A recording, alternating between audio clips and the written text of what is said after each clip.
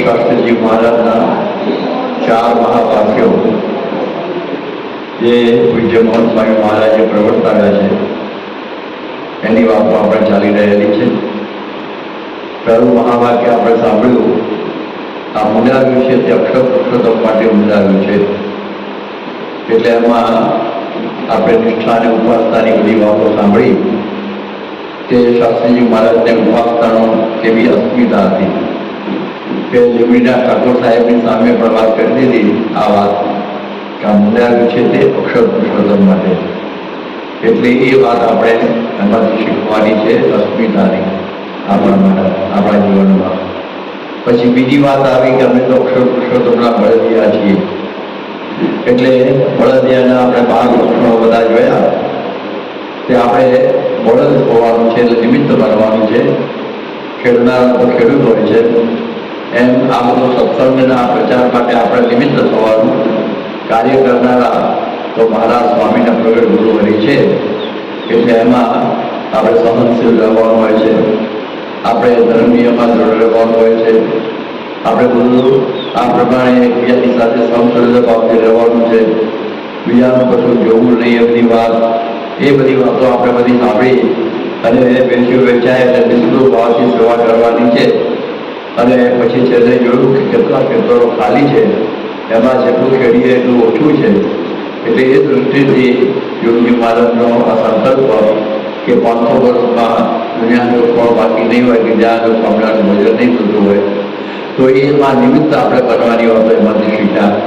મહંત સ્વામી એની પ્રસાદ સમયે આ વાત કરી કે આપણને જે ક્રિયામાં જે વખતે જ્યાં જોડે ત્યાં આપણે જોડી દેવાનું, કંઈ શંકા ઉત્શંકા કરવાની નહીં.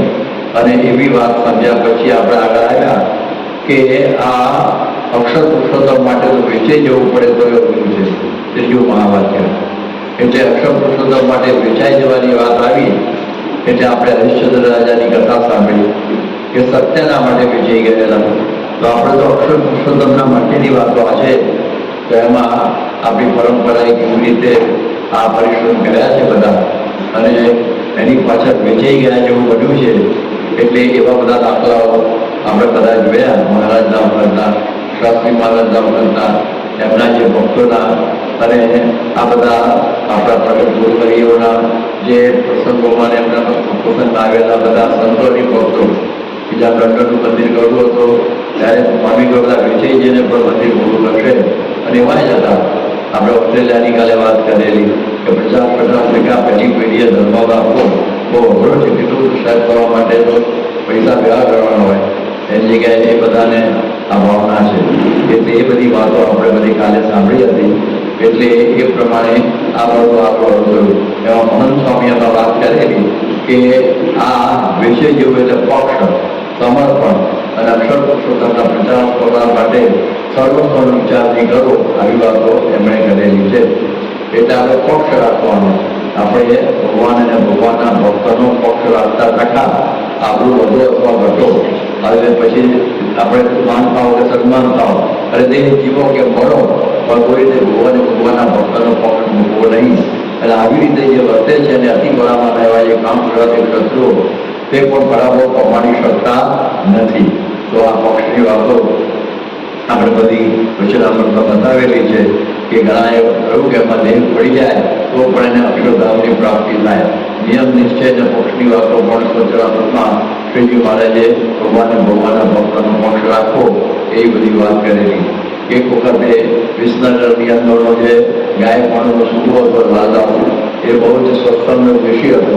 સત્સંગીતા એને નામ પાર મૂકે અને કોઈ પ્રકારના ગુના વગર ગુનો એની ઉપર લગાડીને એના ઉપર દંડ કરે, આવું બધું કરતો હતો. અને આ વાત વિશ્વના હરિભક્તો ગઢડા આવેલા ત્યારે મહારાજને બધી કરેલી. એટલે મહારાજના મનમાં હતું કે આપણે ગમે કરીને પણ આનું સમાધાન કરવું ત્યાં જઈને. પણ એક વખત એવું બનેલું કે સુબાના જે બહેન હતા ઉલ્લેખ મોડમાં, એ ચુસ્ત સત્સંગી અને એનો પુત્ર એનું નામ મળદેવ, એ પણ સત્સંગી હતો. હવે એક વખત સુબાએ ફરમાન કર્યું કે જેટલા બધા સત્સંગી છે આ વૈશાખ મહિનાઓ હતો અને ત્યાં દર કપી ગયો ત્યાં અને એની ઓફિસની સામે એની આગળ બધાએ બેસી જવાનું મોકળા 5 થી 3 વાગ્યા પછી. એટલે ભયંકર ગરમી અને બધું તપી જાય, માણસ મરી જાય એવી પરિસ્થિતિ કહેવાય. પણ બધાને બેસવું પડ્યું.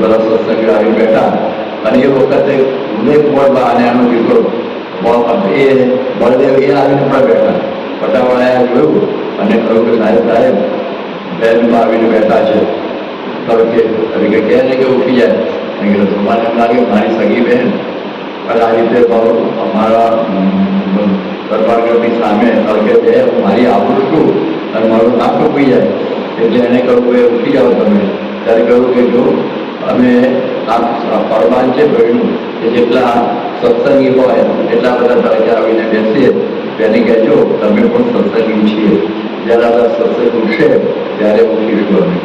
અને આ વાત અમે કરી ત્યારે પહેલાં બધા ગડબડ થઈ હતો. એટલે પછી તો જાઓ બધા ઉઠી જાઓ. બધા ઉઠી ગયા. એટલે મતલબ કાઢવાનો અર્થ એ થયો કે ઉદયપુરભાઈએ સત્સંગીનો પક્ષ રાખ્યો. સત્સંગીનો પક્ષ રાખ્યો કે હું આમ ઘેર બેઠું હોય અને હું સત્સંગી આ બધા તકે બેસે કેમ ચાલે. ઉમાની બેન એટલે કે થોડું એવું થયું કે ના બેસાય. તો આવી રીતે અમે પણ સત્સંગી છીએ. એવી રીતની આપણે તો જમવા કરવામાં રહી ગયા તો ખબર નથી અમે પણ સત્સંગી જ છીએ. બોલાવવા જોઈએ અમને. તો આ વાત આખી જુદી બની ગઈ. એટલે આનું નામ કહેવાય પક્ષ. એક વખતે ધારી ગામ એ ગાયકવાડમાં ગયા. કારણ કે ગાયકવાડમાં અમરેલી જિલ્લો આખો આવી જાય. ધારી પણ અમરેલીની નીચે અને અમરેલી વડોદરાની નીચે.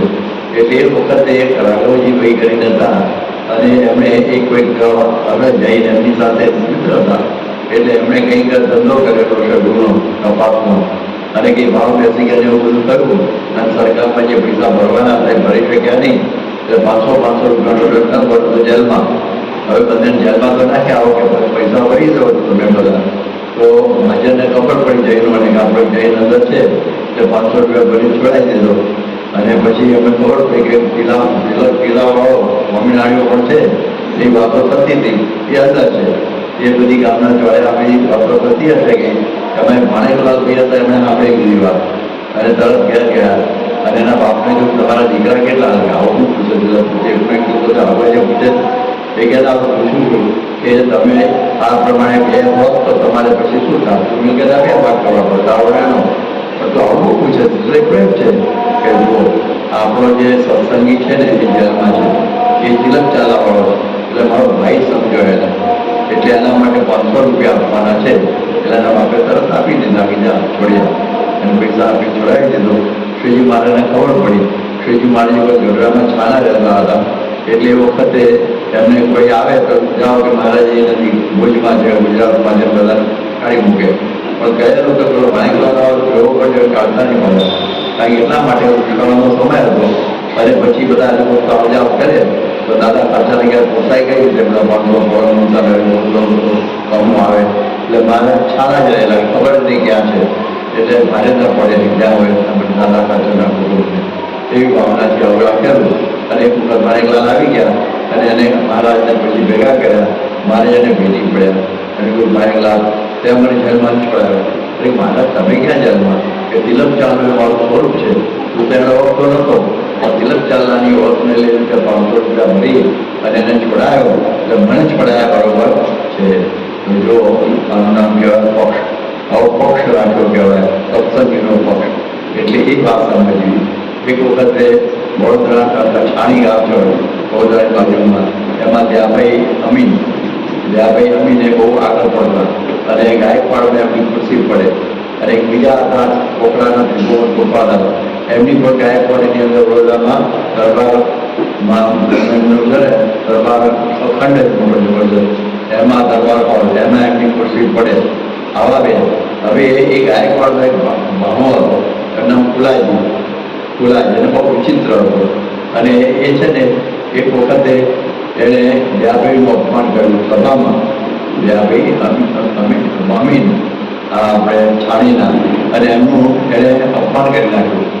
અને એ વખત ત્રિભુવનદાસ ગોપાલ ગાયકવાડ હાજર હતા અને ત્રિભુવનદાસ ગોપાલ એકદમ પેલા થઈ ગયા. પેલાને એક લાફો મારી દીધો ફુલાજીને પસાર કર્યો. એક લાફો માર્યા આમાં માને જ હતો ગાયકવાડનો. એક લાફો માર્યો ખૂબ બોલે છે કે કોણ છે જે આપણે ખબર પડે છે. અને આ વાત આગળ જોતા હતા ગાયકવાડ સરકાર કે સારું કર્યું એ લાગવા જતો કે એટલે જો ખરાબ હોય કે પોતાનો ભાઈ જતો તો પણ એને એનો પક્ષ લીધો નહીં. પણ ત્રિભુવનદાસે દયાભાઈનો પક્ષ લઈને ગાયકવાડને કેવું લાગશે, શું થશે, શું થશે, એવો ફરવું પડ્યું આમ તો છેલ્લે. પણ એવો વિચાર કર્યા વગર એમણે પક્ષ રાખ્યો. એટલા માટે આ પક્ષ છે ને એ બહુ મોટી વાત છે.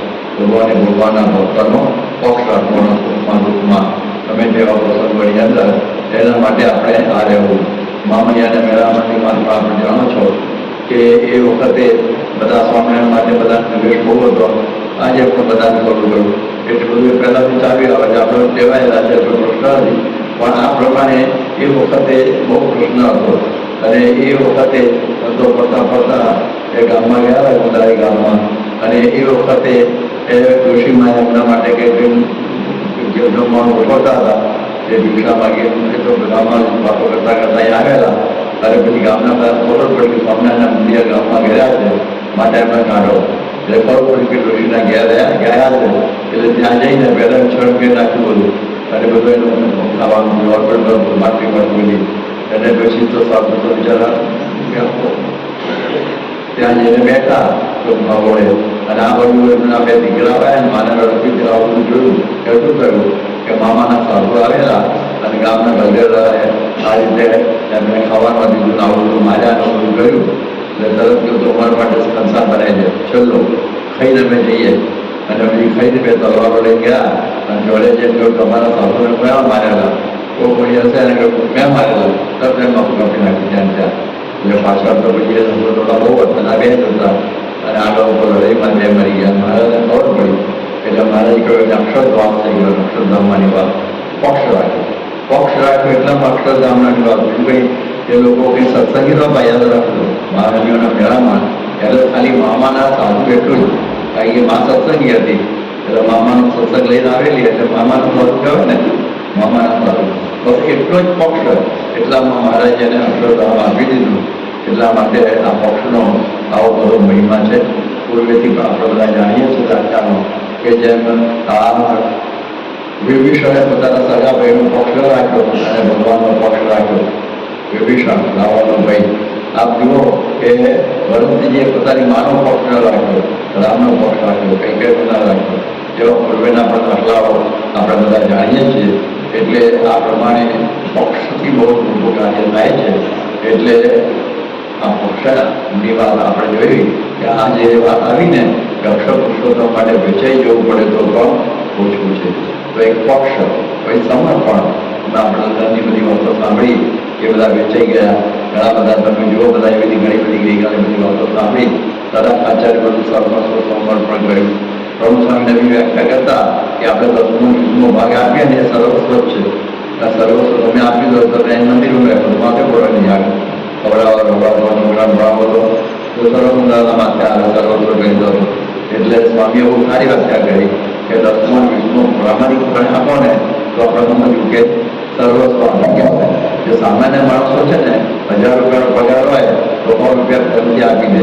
પણ જે 1 કરોડ કમાતો 9 લાખ વગર પડે.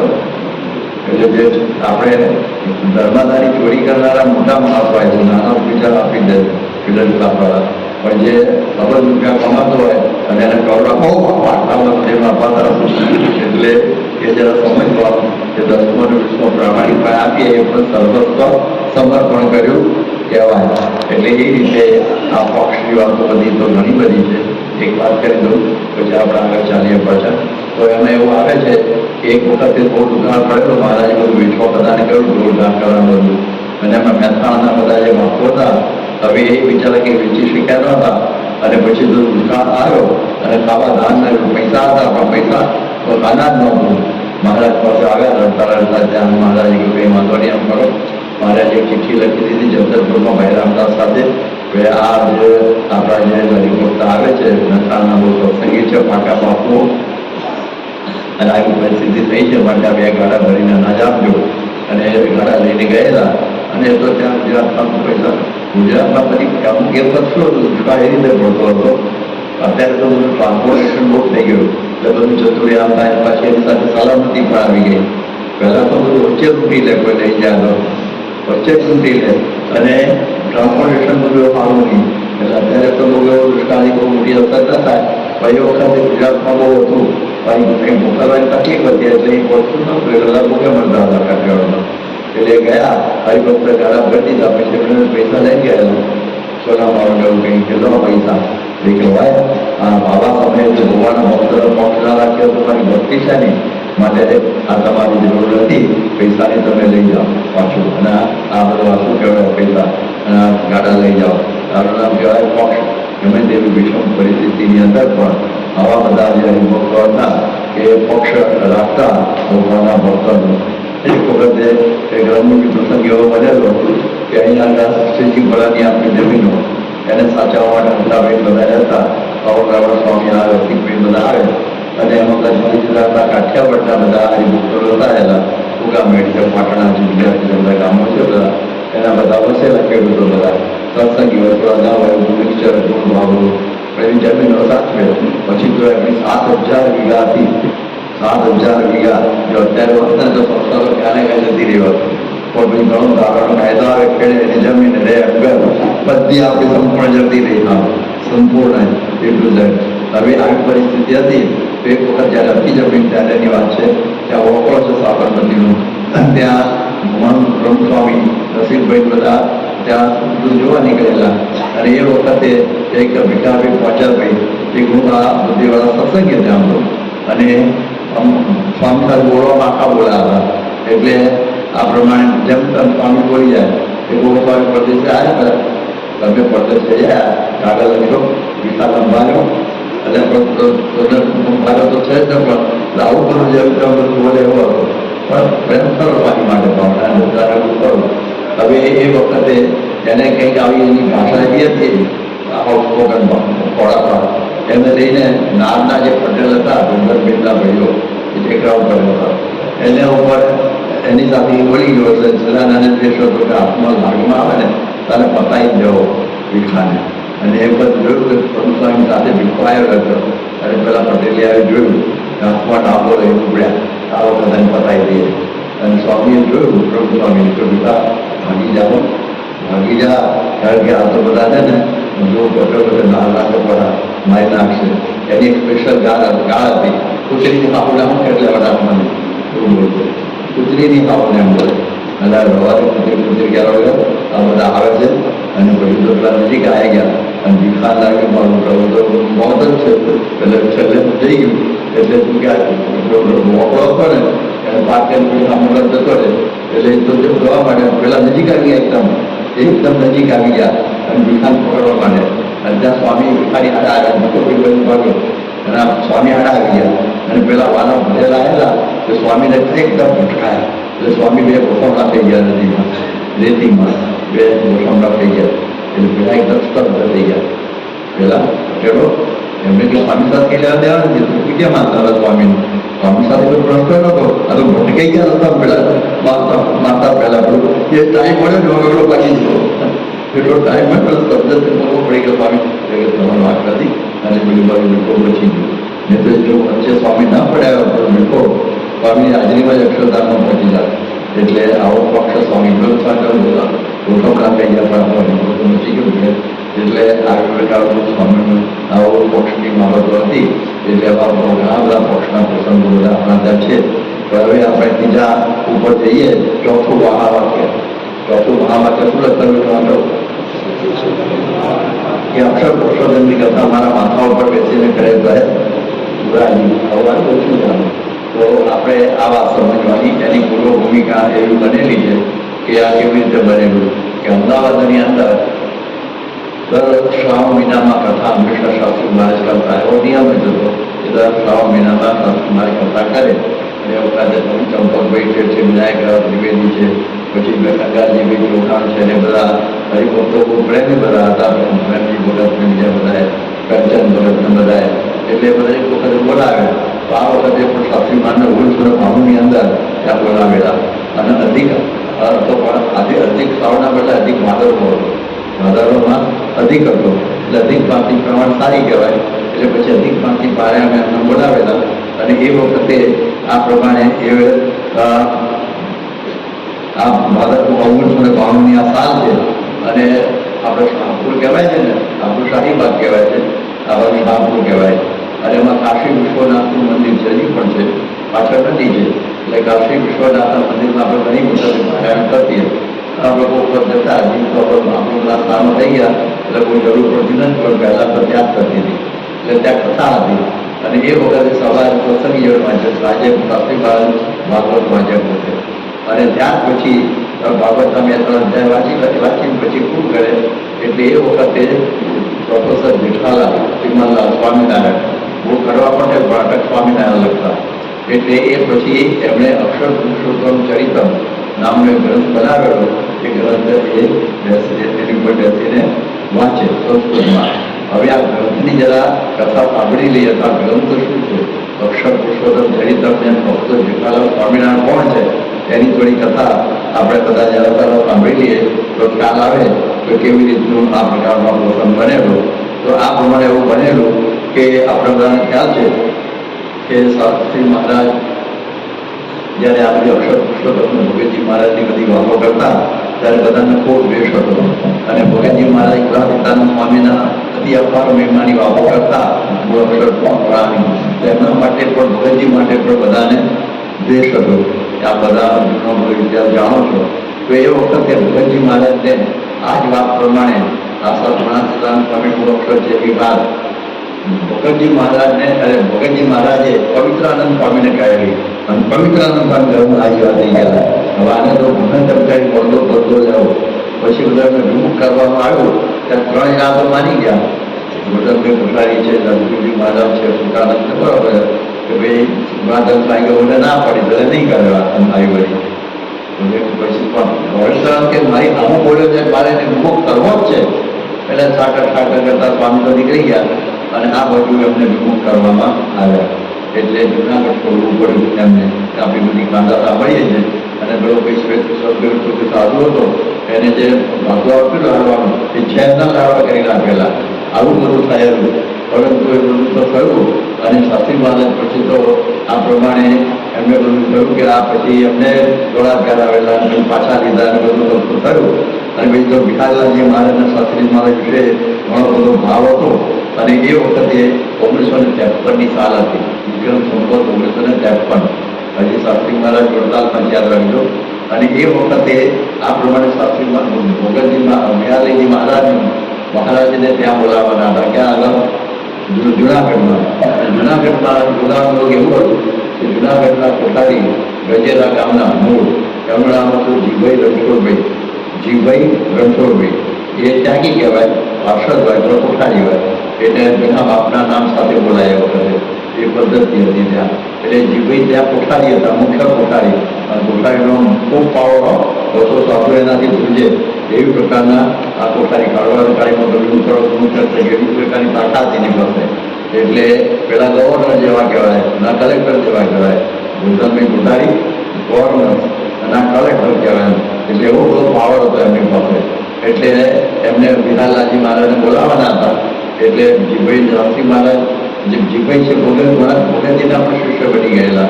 અને આ પ્રમાણે જગાભાઈ વિશે પણ બહુ ભાવ આવેલો. અને શાસ્ત્રી મહારાજના તો શિષ્ય હતા જ. તો શાસ્ત્રી મહારાજે કહ્યું કે જ્યાં આમનું અપમાન થયું છે કોનું ભોગતજી ત્યાં જ આપણે સન્માન કરવું છે. માટે એમને પણ સમય આવવા કે ભાઈ આપણે બોલાવીએ. અને અહીંયા આગળ જાગા સ્વામી અને ભોગતજી ભેગા થાય તથા આપણે રક્ષક ચાલે અને બધી ધામધૂમ થાય. એટલે કે સારું કરીએ હું બધા આ તો મારા શિષ્ય બધું વહીવટના હાથમાં. એટલે 2 ઘોડાગાડીઓ તૈયાર કરી એકમાં ઘોડા વિઠાલાલજી મારે અને કોઈને ખબર ના પડે સાચવી પાસે ત્યાં પાછળ રાખેલી ઘોડઘોડા પર ભેગી કરી દીધી. અને ભોગતજીનું ઘોડાગાડીઓમાં ભવ્યતાથી સ્વાગત થયું. અને એ પ્રમાણે ત્યાં આગળ મોટી ગાદી ઉપર બેસતા ભોગતજી મહારાજ અને કથા વાર્તા કરે, સંતોષ રજૂઆત કરે, કથા વાર્તા સાંભળે. અને આવો બધો ભારે મહિના સુધી આ બધું ચાલ્યું. અને એ વખતે આ ભોગતજી મહારાજ જાગરભાઈ બંનેની કથા થાય અને આવું બધું થાય. એટલે બધું સતયુગ એવું વાતાવરણ એ વખતે બધું હતું. અને એ સમયમાં પછી જાગા સ્વામીને વિચાર આવ્યો. જાગા સ્વામીને વિચાર આવ્યો કે આ પ્રમાણે આપણે આજે વિઠાલાલજી મહારાજના પુત્ર નથી અને બહુ જ પ્રયત્ન કરે છે. બીજી ત્રીજી ઘણી જગ્યાએ આગા પાછા થાય છે બીજી જગ્યાએ પુત્ર માટે.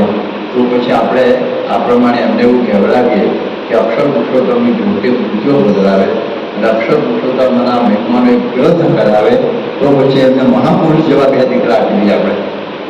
એટલે એમણે પછી આ પ્રમાણે આ વાત કરી જીભાઈને કે તમે જઈ અને વિઠ્ઠલદાસજી મહારાજ આ વાત કરો.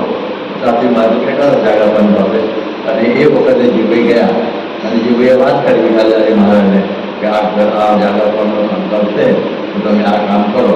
ત્યારે વિઠ્ઠલદાસજી કે બરોબર છે, હું કે ગુણાતીતાન સ્વામી મહિમા ખૂબ વર્તમાન ધરાયેલા છે અને મૂળ અક્ષર જે ગુણાતીત સ્વામી એને દીધા વર્તમાન એટલે મને મહિમા તો છે, પણ જ્યાં સુધી ભીમજી કોઠારી અને ગોર્ધન કોઠારી જીવતા છે ને ત્યાં સુધી મારા ત્યાં થઈ શકે એવું નથી. આ કે જબરજસ્ત છે, એટલે મારા ત્યાં નહીં થાય.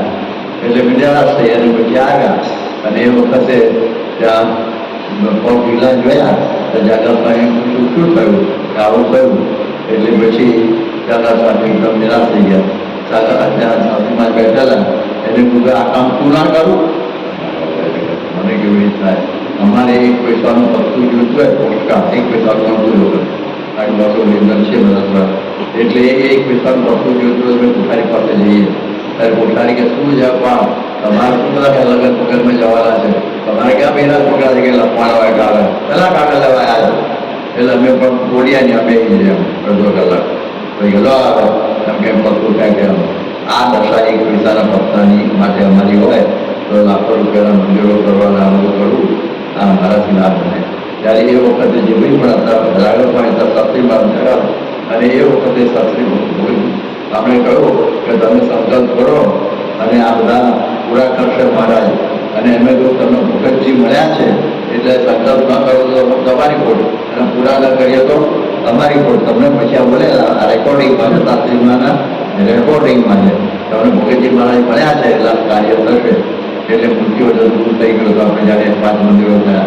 ગ્રંથની વાત રહી ગયેલી, યાદ રાખો મુખ્ય વાત આવે છે કે અક્ષર પુરુષોત્તમના મહિમાની ગ્રંથની વાત રહી ગયેલી. તો શાસ્ત્રી મહારાજની મૂર્તિઓના મંદિરોના કામકામમાં લખવાનું આવે નહીં, પણ એને શરૂઆત કરેલી. દાદો મહાભદ્ર વિદ્વાન સ્વામી શ્રીજી લીલામૃત નામનો ગ્રંથ શરૂ કર્યો. એના 7 પાના મારી પાસે હતા, મેં જોયેલા. મેં 7 પાના એમના લખેલા શાસ્ત્રી મહારાજના હતા.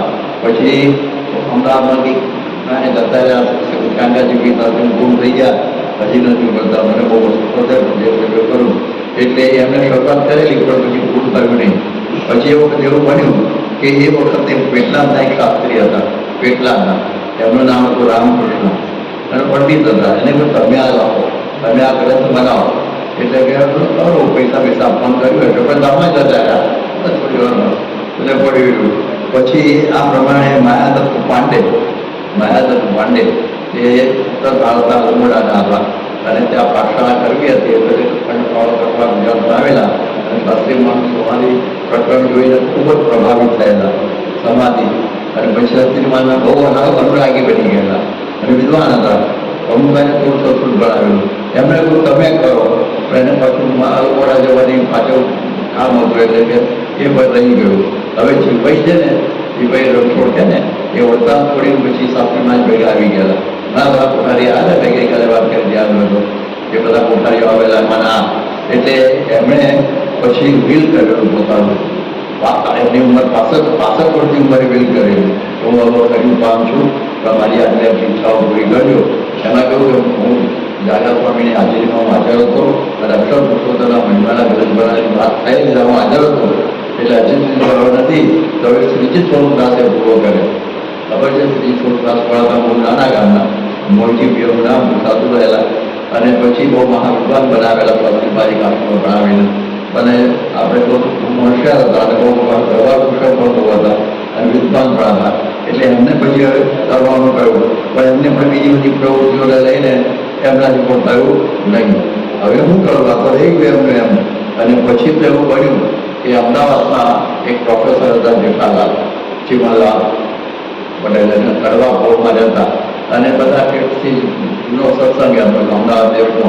અને પછી શાસ્ત્રીમાના પ્રભાવમાં આવીને એમના પિતાશ્રીને બધા શાસ્ત્રીમાનો મહિમા થઈ ગયો હતો. અને જેઠાલાલ સ્વામિનારાયણ હવે એ મેથેમેટિક્સના રેંગલર હતા, મેથેમેટિક્સના રેંગલર હતા. અને એમણે ટ્રિગ્નોમેટ્રી ઉપર એમની પોતાની એમની થીસીસ છે, રિસર્ચ છે એમની જેઠાલાલ સ્વામિનારાયણની ટ્રિગ્નોમેટ્રી છે, ત્રિકોણમિતિ અને એવું બધું એમનું તંત્ર હતું. અને સંસ્કૃતના પણ વિદ્વાન, એ જમાનામાં સંસ્કૃત પણ ભણાવતા અને બીજો પણ વિષય જેવો એટલે સંસ્કૃતના પણ પ્રખર વિદ્વાન હતા બે ભાગમાં. એટલે પ્રોફેસર જેઠાલાલ પણ ગુજરાત કોલેજમાં પ્રોફેસર હતા અને માતા પડી ગયેલા જયાવાળા હતા. એટલે શાસ્ત્રી મહારાજ પૂછે, એમણે ઘેર ગયા કે જેઠાલાલ તમારી તબિયત સારી કરવી હોય, ફાવતું હોય તો અક્ષર પુરુષોત્તમ ચરિત્ર ગ્રંથ તમે રચો, નહીં માનો કે તમે કેવી રીતે થશે ભાઈ, અક્ષર બધું તમે કરો ને. અને પછી અમને પીડું ઝડપ્યું. એ પહેલાં એટલા બધા હોશિયાર હતા કે એ વખતે મુંબઈ સ્ટેટ હતું એની ધારાસભામાં પણ સભ્ય હતા, એમએલએ હતા. અને ધારાસભા ગજાવતા લીલાવતી મુનશી જે કલ્યાણ મુનશીના પત્નીએ કહેતા હતા, એ પણ હતા અંદર ધારાસભામાં કે જેઠાલાલ ના આવ્યા હોય તો આખી સભા ઉડાડી જેવી લાગે, એમ ગજવતા સભા. એક પોઈન્ટ છે ને લાઈ નાખે બધા એવા જેઠાલાલ સ્વામિનારાયણ. સંસ્કૃતમાં, ગુજરાતીમાં, ઇંગ્લિશમાં બધી ભાષામાં વિદ્વાન હતા, જોરદાર. તો એ પ્રમાણે એમણે કહ્યું તમે આ વાત શરૂ કરો. અને પછી એમણે શરૂ કર્યો. 10,000 શ્લોકો રચ્યા, 10,000 શ્લોકો મેં રચ્યા. અને એ દામમાં હતા એક રચવા પૂરો કર્યો, અક્ષર પુરુષોત્તમ ચરિત્રમ. અને એ વખતે પછી આપણે કર્યા વાત પડી ગયો, પછી પેલા કરાવો. પછી એ કહ્યું કે હવે આપણો પૂરો રહ્યો. અને અમે પછી એ દામમાં ગયા અને એમના દીકરા શાંતિલાલ પ્રોફેસર, એ આપણા કોઠારી બાપા છે ને એમના પ્રોફેસર હતા. એ પણ ગુજરાત કોલેજમાં પ્રોફેસર હતા. જેઠાલાલ સ્વામિનારાયણ અનંત કોટી પ્રકાશ બોલીએ છીએ બનાવનાર જેઠાલાલ એ આ કષ્ટ. અને એ જે શાંતિલાલ પ્રોફેસર એ પણ બહુ હોશિયાર હતા. અને એમણે પછી જેઠાલાલ સ્વામિનારાયણે એક પાછું રાખ્યું હતું ગોલ્ડન એવોર્ડ રાખેલો. ગોલ્ડન આપણે ગોલ્ડ મેડલ. તો જે મેથેમેટિક્સમાં સૌથી વધારે માર્ક લાવે એને ગોલ્ડ મેડલ આપવાનું, સ્વામિનારાયણ ગોલ્ડ મેડલ નામનું. આપણા કોઠારી બાપા 200-300 માર્કનો મારા વખતમાં મેથેમેટિક્સનો ખબર હશે. સો મેથેમેટિક, એલ્જિબ્રા, જ્યોમેટ્રી 100 એમાં કોઠારી બાપા 298 માર્ક લાવ્યા 300માંથી. મેડલ મળેલો સ્વામિનારાયણ મેડલ. એટલા બધા સાથેની વાત કરી. તો આ પ્રમાણે આ રીતે જેઠાલાલ સ્વામિનારાયણ દીકરા નવીન સ્વામિનારાયણ હજી જીવે છો. અને એ પણ મેથેમેટિક્સના વાળા વિદ્વાન. અને આઇન્સ્ટાઈનની થિયરી ઉપર થીસીસ લખેલી લંડનમાં જઈને. અને ચેલ્સી કોલેજમાં પ્રોફેસર હતા, મારા મિત્ર અમારા બધા સાથેના છીએ. તો આ પ્રમાણે હવે એમણે પછી આ રહી ગયો અધૂરો ગ્રંથ. તો પછી આપણા શ્રુતિ પ્રકાશ સ્વામી પંડિત છે ને, ક્યાં રહે છે? ગાંધીનગરમાં. અને ભણીના પહેલાં વિદ્વાન થયેલા દરેક સ્વામિનારાયણ પહેલાં એમણે કહ્યું આ ગ્રંથ તમે પૂરો કરો, નવો કરો. એટલે એમણે અક્ષર પુરુષોત્તમ મહાત્મ્યમ નામનો ગ્રંથ કર્યો, જે આપણા ત્યાં છે. અને કહ્યું કે આવા સ્વામિનારાયણનો ગ્રંથ છે શું કરવું? તો પછી અમે બધા એ લોકોએ એમના ઘેર બધા કાગળિયા પકડ્યા, પેન્સિલથી લખેલું, પેનથી લખેલું ને એવું બધું એ બધું ભેગા કર્યા. અમે બધા હું મોટા સ્વામિનારાયણ બહુ બધા ભૂલી જાય બધા. અને અમદાવાદમાં આના પરખા કર્યા. બહુ ટાઈમ લાગ્યો. પહેલાં તો મેં આપણા કિરણ પેશવા ત્યાંથી લઈ આવેલા એમના પત્ની પાસેથી. અને પછી બધા ભેગા કર્યા અને પછી એ ગ્રંથ સ્તુતિ પ્રકાશ આપ્યો. અને એમણે એનું ગુજરાતી કર્યું અને એ ગ્રંથ પર છપાયો હતા. પેલું પુસ્તકમાં મળે છે અક્ષર પુરુષોત્તમ ચરિતમ. બધા અડધો છે પરંતુ ઘણો સરસ લખેલો છે, અદભુત સંસ્કૃત ભાષામાં લખાયેલો છે. હવે એ ગ્રંથ છપાયો નહોતો અને જેઠાલાલ સ્વામિનારાયણ એ વખતે એમાંથી બધું વાંચન કરતા. એટલે અહીંયા આગળ શાસ્ત્રી મહારાજ જ્યારે ઉઠી જાય કથા કરીને ભાગવતથી, તો એ જ આસન ઉપર બેસે. એ જ આસન ઉપર બેસે જેઠાલાલ સ્વામિનારાયણ કાશી વિશ્વનાથના મંદિરમાં. પાછા આપણે વાત ઉપર આવી જાય કરતા બધું લાંબી વાત કરતા એની ઉપર બેસે. અને એ વખતે પેલા બહુ કહેતા કોઠારી કરે ને આપણા શું કહેવાય અમદાવાદના બહુભાઈ કોઠારી, બહુ કરકસરવાળા હતા, બહુ જ કરકસરવાળા, સખત. ખરેખર આ લોહીની અંદર અમદાવાદી ગુણ કરવું, સાબરમતીનું પાણી વહેતું અમદાવાદમાં. એટલે અમને બધા નાવા માટે ત્યાં મોકલે. બહુ કાકા શું કહે નદીએ નળનું પાણી વગર ખાલી નળમાં બધું મીટર મૂકેલું. એટલે અમને નળે ના આવે ત્યાં જ ધકેલા. અમે બધા યુવકમાં આવે ને અમને બધાને ત્યાં મોકલે. પછી આપણે યુવક હોય પછી બપોરે જમવાનું હોય ત્યાં સુધી પેલો સાંજે ખીચડી આપી છે ને તો ઘી એ પોતે પીરસવાની કહે. કેવી રીતે નીકળે? ઝાડુની સળી છે ને એની લઈને આમ નાખે, જે કોઈ બધા બ્રશ થઈ નહીં એ છાપે વાળો એટલું જ પી શકે. અને પછી બપોરે જમવા બેસો તો તમને પૂછે કે સાંજે જમવાનો વખતે સાંજે જમવાનો વખતે, અને જો કોઈ આ ના પાડી અને આવી ગયું તો હાથ પકડી ઉભો કરી દે, બપોર ના પાડી કે બેઠો. એટલે મારે એક વખત એ કહું છું બપોરે જમવાનું સારું કોઈ વખત શિખર તેવું બધું હું યોગ માનતો, અને હું સારી રીતે જમ્યો અને એમની રીત પ્રમાણે બીજો સાંજે જમવાનું બનાવવાનું સાંજે લાગે. મારે બધું 4 વાગે બધું લાગી આખો વખત જમવા નહીં દે. એટલે હું જઈ કદી તારો બીજા ધોરણમાં જમી આવ્યો ચલાવી દીધું. આવા અમારા બહુ કરતા, બહુ જબરજસ્ત કરતા, અને બધું માપીને જ આપે, સીધું વધારે આપે જ નહીં. પ્રભુ સ્વામી રોકી આપી દેતા હતા મોહન સ્વામીને કે વધારે આપે તો કરો માપ પ્રમાણે. એવી રીતે આપણા વાઈફ એમને ચડી જાય હતા પણ કે, એટલે જેટલું એટલું જ આપતા મસાલો માપમાં જ આપે. અને વધારે તો પેલા કોઠારિયા પેલા હતા ને આપણે કર્મચારી હતા ઓછો દસાનું, એટલે ઘી માપમાં આપ્યું હોય ને એ બહુ ડબલ વાપરી કાઢે. અને પછી ઘી ફૂટી જાય ત્યારે પેલી પાઇપ નીચું બહુ પાડે પહોંચાવો મળતો નથી ને આટલું હવે નહીં મારા મહિના પછી એમને ચલાવો.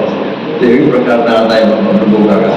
મને એનું બધું જમીન જાય છે અહીંયા આગળ ઢેકડો છે ને એને 5 વર્ષ પાણી પીવડાવવાનું, એટલે મારે રોજ એક આવવાનું રોજ જમ્યા પછી. એટલે અમારે લોકોમાં બહુ જબરદસ્ત હતો. બધાના અનુભવ ઘણા બધા છે. બહુ એવું છે. હવે આ બાપુ કાકાએ કહ્યું કે સ્વામી બહુ કાકા કે આ તમારી ગાદી ઉપર આ ગ્રસ્ત બેઠાલા ગ્રસ્ત કહેવાય, તમારી ત્યાગીની ગાદી કહેવાય, એની ઉપર બેસે છે અને વાંચે છે કથા. નરસિંહભાઈ કે બહુ કઈ કથા વાંચે છે? અરે કે આ તો અક્ષર પુરુષોત્તમ ચરિત્ર બેને લખ્યું છે ને એની કથા કરે છે. તમારી ગાદી ઉપર સાતમી વાત પાછળ 5 ઉભા થઈ જાય એની ગાદી બેસે ને બીજો પણ એ રીતે કે ક્યાંય કઈ કથા કરે કરશે. અરે મારી ગાદી નહીં મારા માથા ઉપર બેસન કરે ભાઈ રાજે આ વાક્ય સમજણ પડી આટલું મુંબઈ મારી ગાડી અંદર આવ્યું.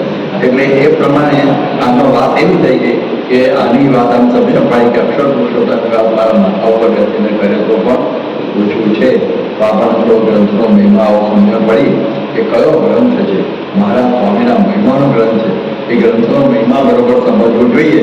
આપણને ખ્યાલ છે કે સિદ્ધપુરની અંદર પાટણની અંદર હેમચંદ્રાચાર્ય છે, એના નામની આજે યુનિવર્સિટી છે. ખ્યાલ છે ઉત્તર ગુજરાત યુનિવર્સિટીનું નામ શું છે? હેમચંદ્ર ખ્યાલથી પડે ને તો કંઈ તો જો હેમચંદ્રાચાર્ય છે ને એમણે એક વાક્યરણ રચેલું જે અમૃત વ્યાકરણ કરવું, વાણિજ્યનું વ્યાકરણ, લઘુ સિદ્ધાંત કૌમુદીનો, મધ્ય સિદ્ધાંત સિદ્ધાંત કૌમુદી, પણ એમણે સામે લખ્યું એનું નામ હેમ વ્યાકરણ. અને બહુ સારું લખાયું છે, એનું ભણે પણ છે. પણ પેલું તો પેલું જુદું જ છે વ્યાકરણ, પાણીની સાથે કોઈ તુલનામાં ના આવે. એટલે આ પ્રમાણે પણ એ વ્યાકરણ હતું. તો સિદ્ધરાજ જયસિંહને ખબર પડી કે સારું વ્યાકરણ લખાયું છે, જે ગ્રંથના હાથી ઉપર કતરાવીને એની સવારી કાઢે. ગ્રંથની સવારી હાથી ઉપર કાઢેલી એ પણ આ પ્રસંગ બનેલો. તમે જો બધાને ખબર નહીં હોય પણ એક આપણા ત્યાં સામવેદ ભારતમાં, અને એના એકમાત્ર પંડિત ગુજરાતમાં હતા રેવાશંકર ત્રિવેદી, અને પડંદરી ગામ છે રાજકોટ પાસે, એમાં એ રહેતા.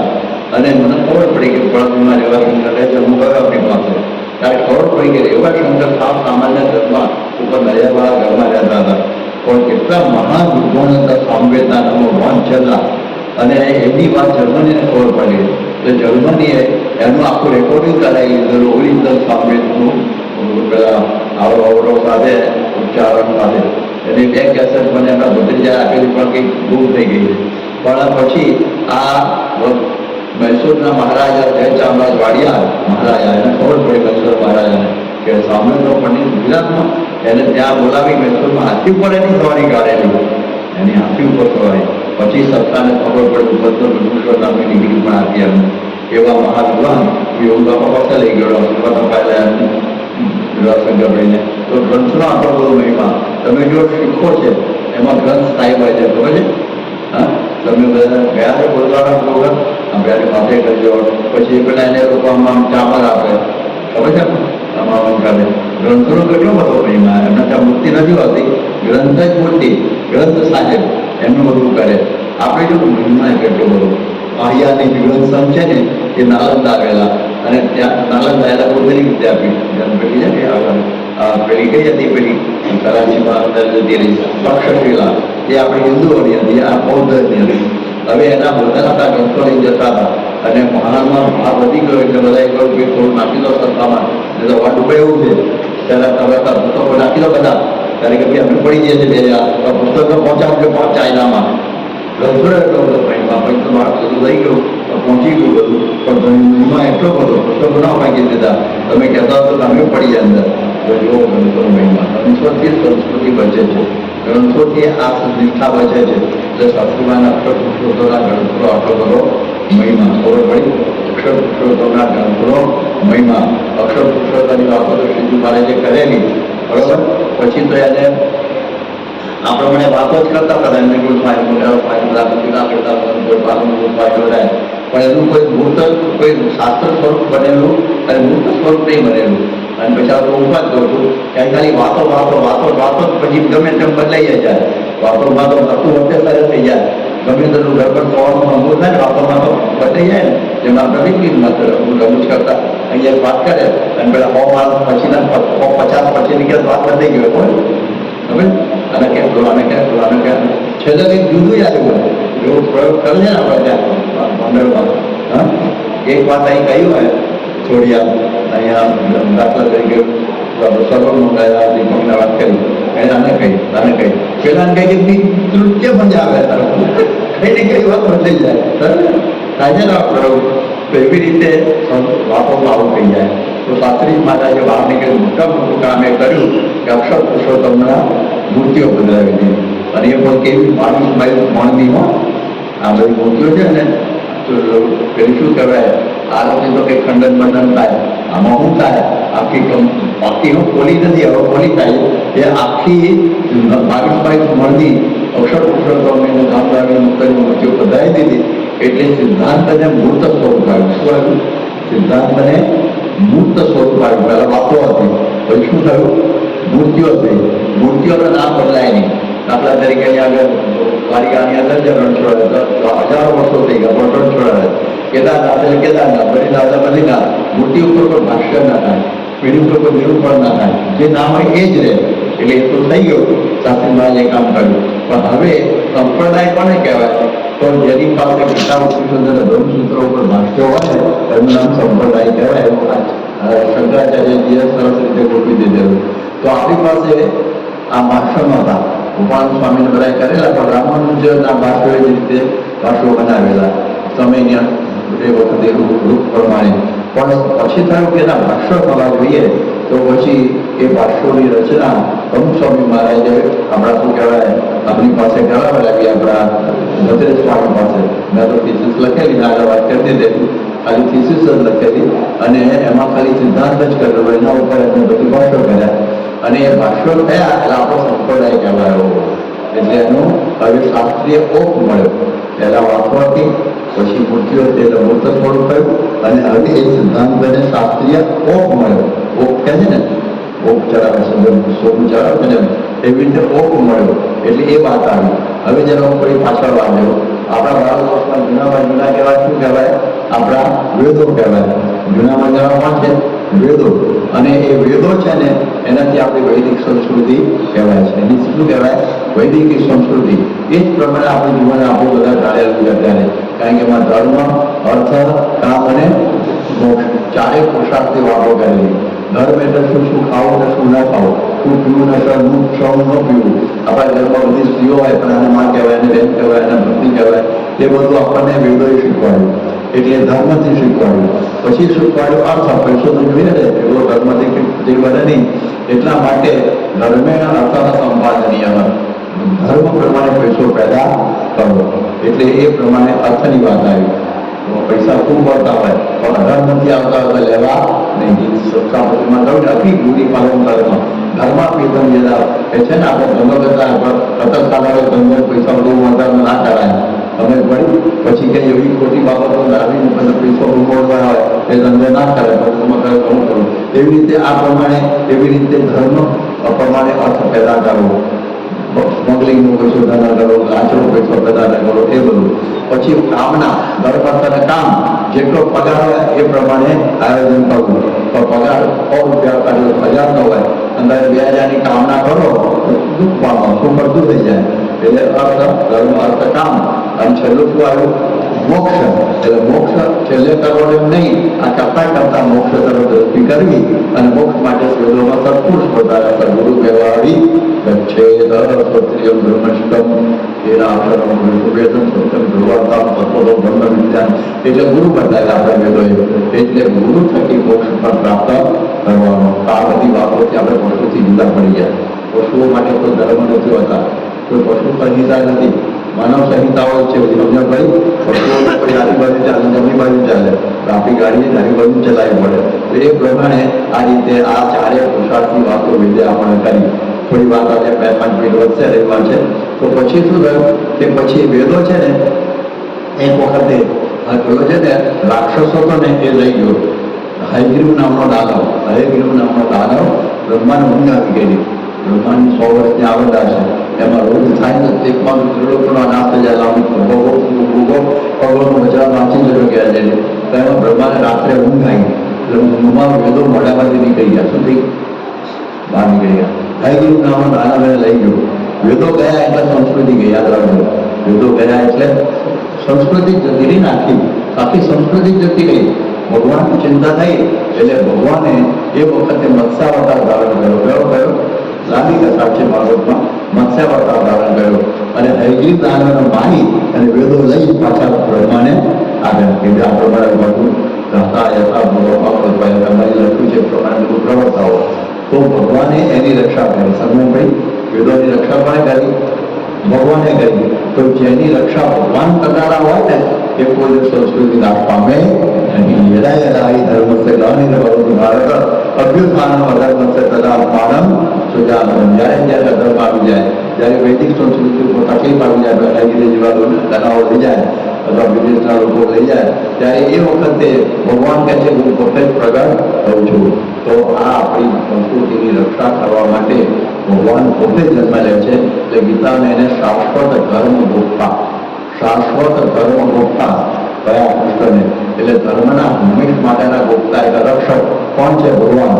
जिस लिए की हिफाजत खुद हवा करती हो तो दिया कैसे बोल सकता है? वो दिया कभी कुछ सकता नहीं है. જે દીવાની જે હવા કરતી હોય કે ભાઈ એ દિવસ દીવો હોવાય ને, હવા જેની રક્ષા કરે, હવાથી જોડવા હોય તો હવા જ રક્ષા કરતી હોય. એટલે આપણા બધા ભગવાનને ડિફેન્ડર ઓફ ધ ફેથ કહેવાય. ઇંગ્લેન્ડમાં કહે છે ને આજે એવું, ડિફેન્ડર ઓફ ધ ફેથ, શાશ્વત ધર્મગોપ્તા. એટલા માટે આપણી સંસ્કૃતિનો આવો મહિમા લેવી, એટલા માટે એનો મહિમા, એનો જેટલો મહિમા સમજીએ તો ઓછો છે.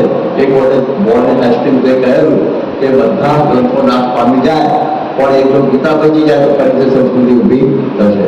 ગાંધીજી પણ કહેતા હતા કે બધા ધર્મો નાશ પામે, પૈસા વાસ્તવ વિધાન એક મંત્ર બચી જાય ને ભાઈ પાછા આપણે ઉભા લીલામાં શરૂ થઈ વૃક્ષ થઈ જાય. એટલે એવી વાત ગ્રંથનો બધો કહેલો છે. તો આ પ્રમાણે આવો અદભુત મહિમા છે. એટલે ગ્રંથનો મહિમા સમજવાનો, ગ્રંથોથી સંસ્કૃતિ બચે છે. આજે આપણે કથા વાર્તા કરીએ છીએ. આપણા ભગવતના ગ્રંથોના વાત આપણો કરવાના હતા. શ્રી 4 જે લખાય એના વાત કરવાના હતા. શ્રીજી માનું વડાપ્રધાન ભોગજી માનું ઠાકોરમાન ગુરુમાન તથા પ્રભુસ્વાનંદ સ્વામી લખ્યું, લખી રહ્યા. આપણા ગ્રંથોના શું કરવાના હતા? એટલા માટે ગ્રંથોનો બહુ મહિમા. એટલે અમે આ બધે સ્વામીએ ભાષ્યો લખ્યા ને, અમે વડોદરાની અંદર નવલખી ગ્રાઉન્ડ ઉપરથી હાથી ઉપર પથ્થર ચડાવેલા છે. અમે અત્યારે મને સ્વચરણ પણ હાથી ઉપર 3 ભાષો કહેવાય અને એની સવારી એમ ડૉક્ટરની જેમ કરાયેલી એ પણ મને ગૌરવનો પોષણ કરાયેલો મારા સમયમાં. તો આ પ્રમાણે આવું ગ્રંથનો કેટલો મહિમા તો બધાને ખબર છે કે આપણે જ્યારે પારાયણ થાય ને ત્યારે મહિલા વૃંદ છે ને ગ્રંથને ક્યાં લઈ જાય? માથા ઉપર. તો એ પ્રમાણે માથા ઉપર લઈ જાય છે. એટલે માથા ઉપર મૂકવાની વાત આવે છે. એટલે એનો મહિમા આટલો બધો છે. એટલા માટે એનો મહિમા આપણે સમજવાનો. આજે પણ તમે જુઓ સત્સંગ દીક્ષા જે મોઢે કરે છે ને એને સ્વામી કેટલું મહિમા કહે છે. એના એને પેલા હાથી પર બેસાડે છે, ઘોડા પર બેસાડે, એના છાપરા ઉપર, બાપા ઉપર બે પાલખી બે છોકરાઓને 315 શ્લોક જયારે કર્યા હોય ને એનો મહિમા ગ્રંથ મોઢે કરેલો. ગ્રંથની પણ ગ્રંથ મોઢે કરવાનો મહિમા ગ્રંથો કેટલો બધો હોય. એટલા માટે ગ્રંથનો આવો બધો મહિમા સમજવો. તો આ રીતની વાત આપણે સમજ્યા. હવે આપણે જોઈએ કે એની પણ મહંત સ્વામીનું ભાષ્ય છે કે આ અક્ષર પુરુષોત્તમની કથા મારા માથા ઉપર બેસી કરીને પહોંચ્યું છે. તેના માટે એને કહ્યું કે એના માટે શું સમજવાનું? એમાં એમ કહ્યું કે સુરત ભાવ અને દાસ ભાવ. શું થયું? સુરત ભાવ અને નામ ભાવ. એનું નામ કહેવાય માથા ઉપર બેસતા એવું જ કહેવાય. ભગવાનના ભક્તમાં સુરત કોણ રાખવું. શું કહ્યું છે? સુરત કોણ. યોગી બાબા કહેતા સમ સુરત ભાવ અને એકતા એ રાખ્યા વગર છૂટકો જ નથી. આ ત્રણ વસ્તુઓ છે એટલે એ દૃષ્ટિથી સુરત કોણ એટલે મિત્ર ભાવ. એકબીજાની ક્રિયા સંપત્તિ કરી લેવી, ફલાણે મને આમ કહ્યું કે જાઓ નહીં પણ આવું કહ્યું, એવી રીતે સુરત ભાવ. એક વખતે કંઈ ગીત રહ્યું હશે તો સાધુજી બાજુ વિચાર સ્વામી ગયો આપણે શું કહેવાય વંડરમાં અને નિર્મુલ સ્વામી આવવાના આવતા હતા અને અકામી ભાવ જોતા હતા લોકો અને એ વખતે ગીત રહ્યું દોડાઈ ગયા અને નિર્મુલ સ્વામી આવી ગયા મારે જોયું બધી બાબતે આવતા જ મારે ખબર આપવી જોઈએ ને એટલું બોલી જતા રહ્યા અને જો પેલા પંદર જણાનો વર્ગ હોય પણ જાય ને તો ગંદો થઈ જાય એટલું તો કઠારો નિર્મુલ સ્વામી સ્વભાવ પ્રમાણે. પણ પછી અકાભાઈ જોતા હતા અને અકાભાઈ તો યોગી બાપા હું જોઉં છું પેલા સાધુથી ઘી ડળ્યું છે તમે કેમ માથે લઈ લીધું કે અકાભાઈ ઘી ડળી ગયું તો બીજું આવશે. પણ નિર્મુલ સ્વામીએ ખખડાયો પેલાને અને ઘેર જતો રહે તો સાધુ ક્યાંથી લાવો અત્યારે આપણા આ નામ કહેવાય સુરત ભાવ. આ નામ શું કહેવાય? સુરત ભાવ.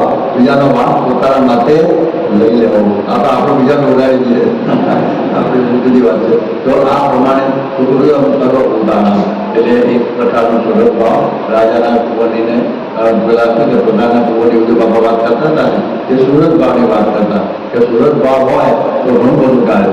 સુરત ભાવ અમારો પ્રાણ છે. વરિચરિત્ર સાગરમાં મહારાજે કહ્યું સુરત ભાવ અમારો પ્રાણ છે. તો એકબીજાના માટે મદદરૂપ કરવાનું.